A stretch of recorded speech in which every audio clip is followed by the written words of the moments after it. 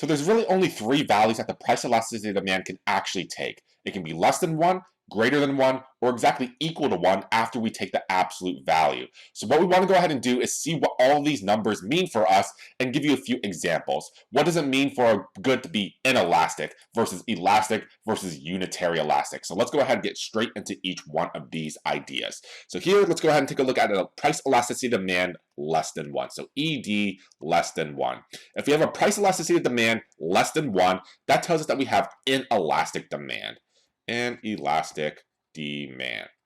And inelastic demand just tells us that we are actually not very price responsive at all. We are not price sensitive. So we do not respond to a change in prices at all. So not responsive to a change in prices. To a change in prices. So that just tells us that when we have a very large increase in price, we pretty much aren't going to be changing our spending habits all too much. So with this, when we have the price elasticity of demand equation, that tells us that the denominator has to be larger than the numerator. So here the percentage change in quantity demanded is less than the percentage change in price. So here, the denominator is larger than the numerator, which gives us a fraction essentially. So anytime we have a fraction for the price elasticity demand, we know it is considered to be inelastic demand. So with this, we notice that the inelastic demand, we change the price a lot.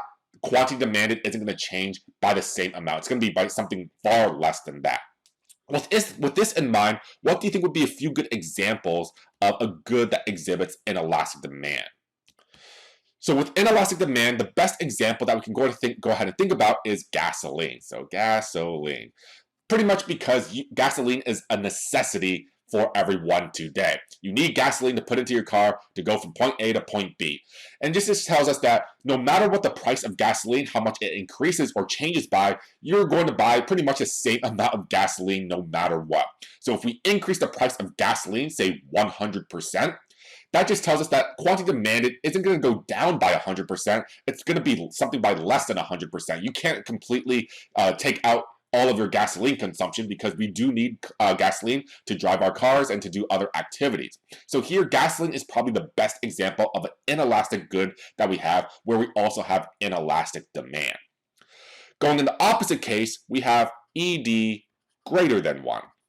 So here, this is where we take a look at elastic demand. Elastic demand. And elastic demand just tells us that we are actually very price sensitive. We're very responsive to a change in prices. Very responsive to a change in prices. So very responsive to a change in prices. We are very, very price sensitive. We change price by just a small percentage, and that is going to completely change quantity demand. We change our spending habits completely. So in this case, we notice that the percentage change in quantity demanded, is going to be greater than the percentage change in price. So our numerator is larger than our denominator in this case. We change price just by a little bit, and quantity demanded is going to be something larger than that. So that is going to give us a number that is greater than 1. What are a few examples of this? What type of goods do you think we are going to be sort of price sensitive to? Well, this is probably the vast majority of goods that we do buy nowadays. So the vast majority of electronics. So phones, computers, televisions, we're very price sensitive to these type of goods. We can also go ahead and say maybe some type of luxury goods as well. Luxury goods, so maybe diamonds, commodities, other rare materials, so gold, silver. With all of this, the vast majority of goods we could probably classify as these elastic goods. They have elastic demand where we're very price sensitive. We change price on them just a little bit, and the change in quantity demanded is going to be something greater than that. And then finally here, we take a look at the last value that the price elasticity of demand can take, which is going to be exactly equal to 1. And this is going to be the special case of unitary elasticity or unitary elastic.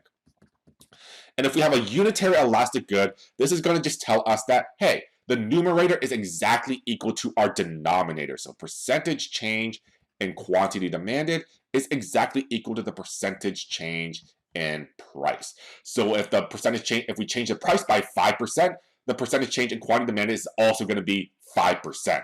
So these two numbers are going to exactly equal to one another. So with all of this, we have a unitary elastic good.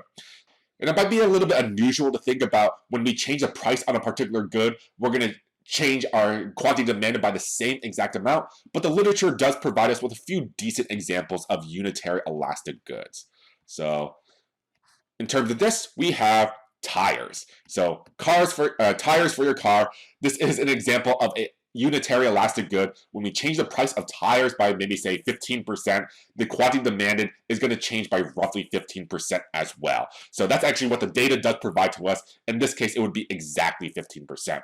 Also, another good example are movies.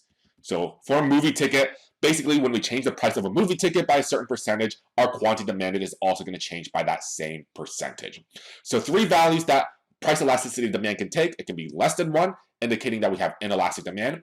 It can be greater than 1, where we have elastic demand. We're very price sensitive. And we can have ED exactly equal to 1, where we have unitary elastic demand, where the change in price is exactly going to be matched with a change in with the percentage change in quantity demanded.